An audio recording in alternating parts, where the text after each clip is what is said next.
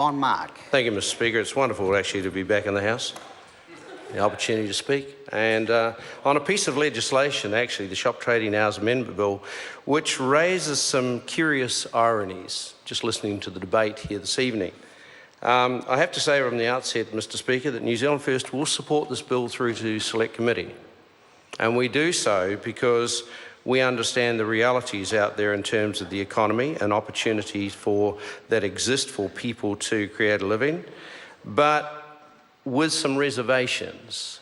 And those reservations lie in the areas of employment and the way in which some employers behave, and our desire that the rights of employees not be undermined through legislation that aids and abets unscrupulous employers who wish to create circumstances in the workforce where if a person chooses not to work on a day that they do not wish to work for religious or other reasons, create a circumstance whereby that employer might choose to constructively orchestrate their dismissal or orchestrate a reduction of hours or in other means by other measures make their continued employment there untenable.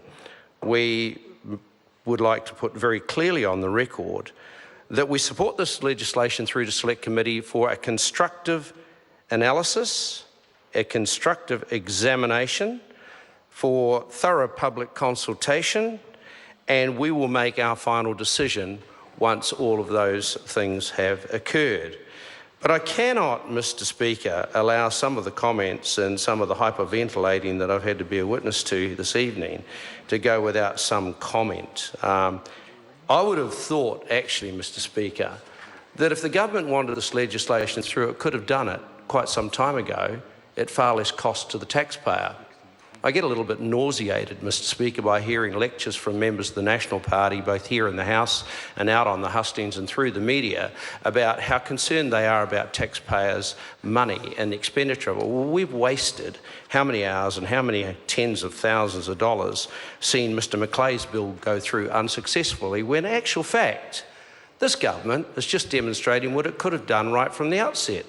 Taken the bill up as a government bill, put it on the floor of the House and rammed it through, as they probably intend to do anyway. The other thing that I've got to comment on is Mr. Hudson's comments about choice. What a farcical speech that was. If the member truly believed in choice, he would explain to the House why there's no choice. And the fact, Mr. Hudson, you had your say, so now it's our turn. So, Mr. Hudson, if the member truly believes in freedom of choice, then explain why all his members of his party have been whipped tonight. So, Mr. Hudson, let me take one back to the smacking legislation. Oh, the choice in the National Party rank was so clear that members of the National Party, back in the old days, you know, when Helen Clark was the Prime Minister and John Key was in opposition, ranting and raving about what he's going to do in government, how appalling the anti-smacking legislation was, that wasn't choice, that was whipped like a bunch of little puppies. Puppies. So, Mr. Hudson, can it? Can it? Because actually, Mr. Hudson, you're like that old Hudson car.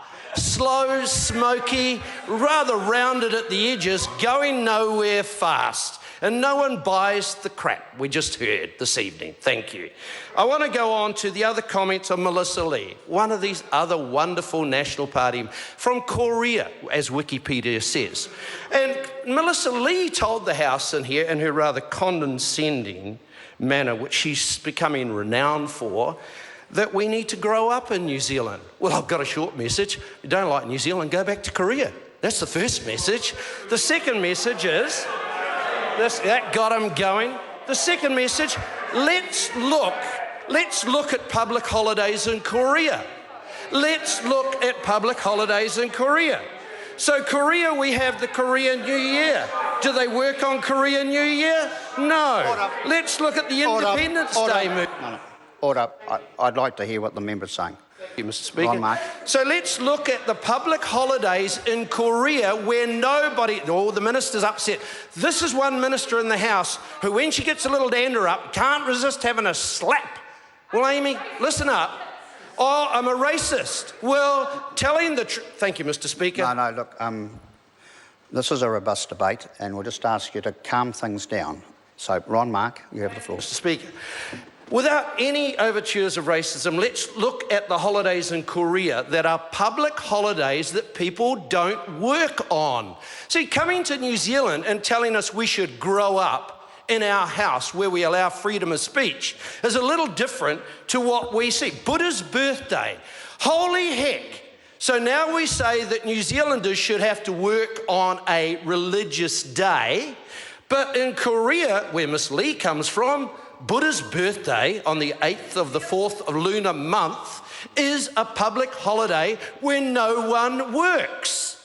So let's look at another National Party member. Oh, jeepers. Kanwaljit Singh Bakshi.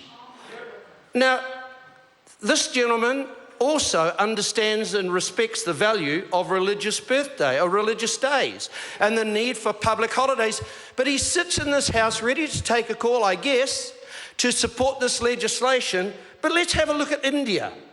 There are so many. I couldn't read them out in this time that I have available, Mr. Speaker. But one of the religious holidays in India is Easter. Easter, where people don't have to work. So, and it's Good Friday, Easter Sunday, St. Thomas the Apostle, the Blessed Virgin Mary, Feast of St. Francis Xavier, Christmas Day. And let's have a look at a few others.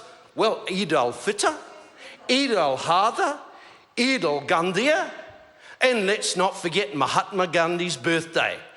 Don't come into this house preaching and telling New Zealanders to grow up and don't give us the condescending rhetoric, because on one hand we know that while certain people are towing the National Party line like a bunch of little whip puppies, back in their own world they would never ever dare stand up and say this. So, Mr. Speaker, I come right back to where I started. New Zealand First is happy to support this legislation to Select Committee for a constructive debate and for a constructive analysis. We actually differ with Labor because, being a former mayor and a member of Local Government New Zealand, I talk regularly and frequently with Local Government New Zealand.